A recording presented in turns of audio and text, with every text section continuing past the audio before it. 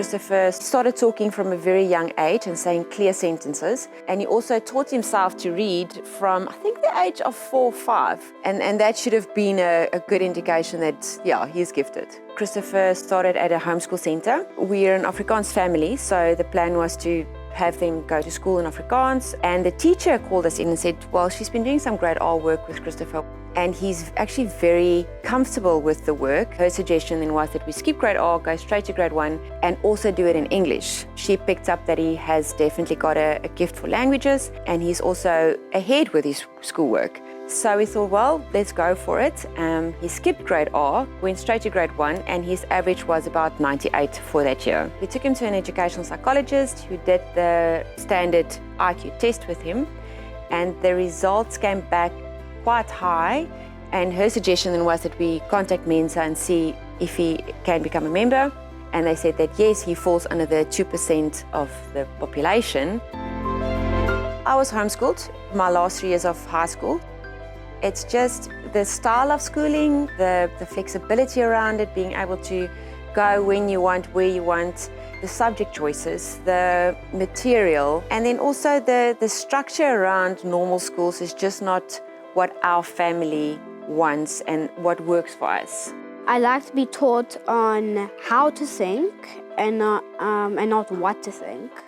With the previous provider, the books for grade 1 example, it's a box full of books, where with CambriLearn, it's just 2 books per subject. So the workload is not repetitive. The workload is less, but packed with so much more. And then also none of the other ones have this online platform where you submit all the tests and the assignments and the interaction. The interaction with the tutors online, the platform they have is amazing, and the support system they offer. I mean, you can send an email or phone, any of them, and they're just there to help you with it. So I've got a typical school day picture that I have in my head, but we are also quite flexible around it. I like to do a subject a day, whether it's English, maths, or science. When it's 9 o'clock, we will start work doing it for 2 hours, and 11 o'clock we'll have tea, play, eat something.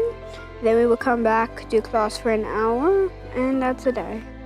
The afternoons are then usually open for all the extramural activities they have. Started learning some Mandarin Chinese as well as Siswati, and recently he started teaching himself some French. I can do a Chinese dialogue. Ni hao ma, 我很好谢谢你呢，我很快乐谢谢再见. So because we're homeschool, we feel we can spend a bit more on extra activities. So they do soccer, golf, taekwondo and robotics. They're also starting swimming, guitar and piano and art classes this year. We go to the ice rink, the botanical gardens, the Kruger National Park. He also gets to spend a lot of time with other kids at all the extra activities they do, the sporting lessons they go to, the social days they spend. I like to play Xbox, listen to music, jump on a trampoline, go to the movie theater. I also like in robotics when we make the code a robot to do something like a trick. And in taekwondo, I like when we learn about the history and to do the moves. Just go for it. It's very scary and overwhelming in the beginning. You worry about so many things. Are the kids going to lack? Are you going to be able to do it? There's so many questions you have and worries you have, but you just sort it out and you do it, and then you realize as you go how amazing it is to be able to spend that time with your kids and see them grow.